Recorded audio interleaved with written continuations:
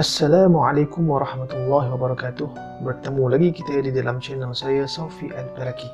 InsyaAllah pada kali ini saya nak berkongsi tentang pendapat saya dan beberapa fakta berkaitan dengan misteri ketukan pintu yang berlaku di Sabak Bernam pada bulan lepas. Dikatakan juga pada bulan ini, misteri ketukan pintu ini telah merebak di sekitar Melaka dan Negeri Sembilan. Dan ada yang mengatakan kes yang berlaku di Negeri Sembilan adalah palsu. Cumanya di Melaka ada beberapa tempat yang berlaku. Saya sebenarnya tertarik untuk berkongsi lah sedikit pendapat. Mungkin dah banyak orang share. Dan kalau tengok di YouTube tu, banyak aktivis paranormal yang telah membuat live, yang telah membuat rekod di sana, nak mengenal pasti ataupun nak mencari sesuatu yang berlaku di sana.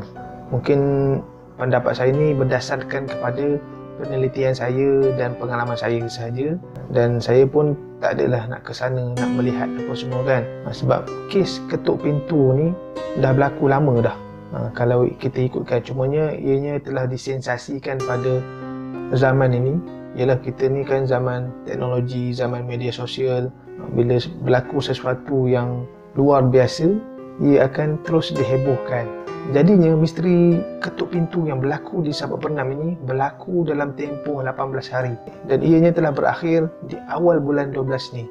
Jadinya misteri gangguan ketukan pintu ni dah tak ada berlaku dah di Sabak Bernam. Penduduk Sabak Bernam pun tertanya-tanya kan. Ada yang ketakutan, ada yang risau, bimbang dengan keselamatan mereka akibat daripada gangguan misteri ketuk pintu ni. Ada yang mengatakan ianya gangguan daripada makhluk halus. Ada yang mengatakan ianya gangguan daripada manusia. Jadinya pelbagai spekulasi timbullah. Tambah apabila benda ni dah disebarkan di media sosial. Ada yang mengatakan gangguan misteri ketuk pintu ini berlaku akibat daripada gangguan makhluk halus, jin dan syaitan ni. Ada aktivis paranormal yang mengatakan ianya adalah perbuatan seseorang yang mempunyai ilmu mistik bagi tujuan untuk pelepas ilmu. Tujuannya tak tahu lagi apa sebab. Mungkin dia nak menguji kekuatan ilmu dia. Kemungkinan dia nak menguji jin dia. Sama ada jin dia mengikut kata-kata dia. Nak tengok sejauh mana ketaatan jin tu kepada tuan dia. Ada juga yang mengatakan misteri ketuk pintu ini berlaku akibat daripada saka yang mencari pewaris. Maknanya apabila berlaku kematian seseorang yang mempunyai saka, jadi orang yang mati tu dia tak ada waris. Tak ada waris nak turunkan sakanya. Jadi saka ni dia ketuklah pintu kan, nak mencari waris kan. Ada yang mengatakan siapa yang bagi salam ataupun buka pintu, maknanya dah terima saka tu. Jadi saka tu akan masuk ke badan orang yang membuka pintu tu. Ada yang mengatakan macam tu. Yang keduanya, ada yang mengatakan perbuatan mengetuk pintu ini adalah perbuatan daripada manusia. Macam saya ada lihat satu video di YouTube yang direkod oleh Solo Ambush. Siapa tak kenal Solo Ambush kan? Dia suka pergi berseorangan diri kan, di tempat-tempat yang misteri. Saya tengok dia punya video dia.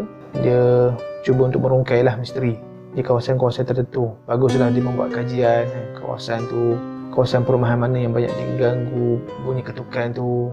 Dia lihat kebanyakan yang berlaku di pinggir-pinggir pokok pisang, pokok di kawasan kelapa sawit. Jadi dia pergi shoot di situ dan dia menjumpai beberapa barangan bukti lah. Dan di akhirnya dia mengatakan tiada penemuan yang melibatkan persediaan mistik maupun perkara yang berkaitan. Kebanyakan gambar, video dan cerita hanya ditokok tambah. Cerita gambar video yang ditokok tambah ini diakui sendiri oleh jawatan kuasa kampung dan pihak berkuasa.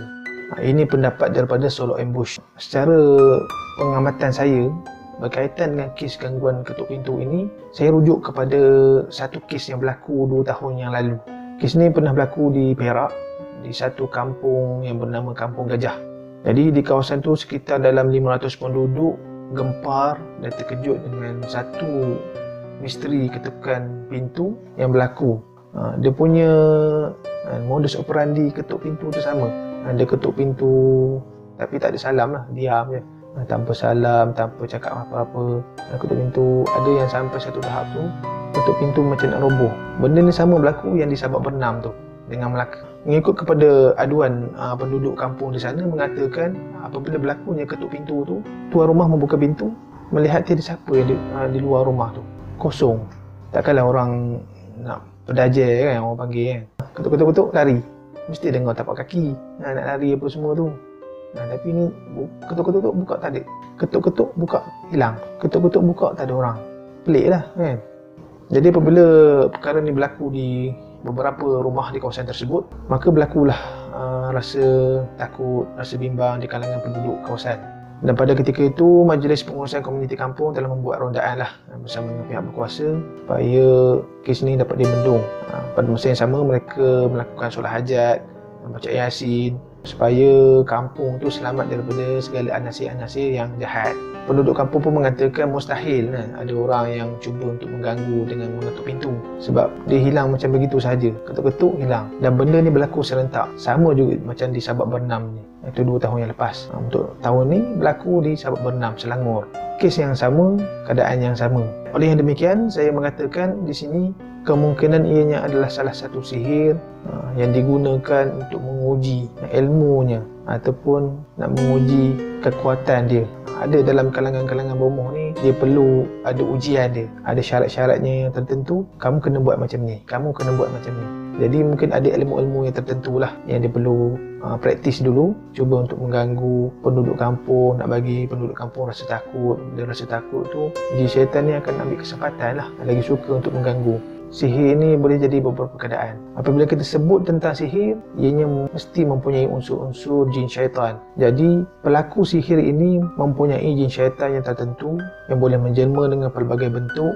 Dia boleh menjelma sebagai wanita yang berambut panjang, boleh menjelma sebagai pocong, mengikut kepada kemampuan dan tujuan sihir itu. Tidak mustahil lah apabila berlakunya ketukar pintu ini, bila buka pintu tak ada orang, ataupun masa berlakunya ketukar pintu sambil pintu tu berbunyi orang tak ada. Dan ada bukti-bukti kelibat-kelibat yang tertentu yang kita boleh nampak lah. Wallahualam, apa-apa pun ini sekadar pendapat saya saja berdasarkan kepada pengamatan dan pengalaman saya. Dan apa-apa pun saya mengambil kata-kata daripada Ketua Polis Sabak Bernam, Superintendent Agus Salim.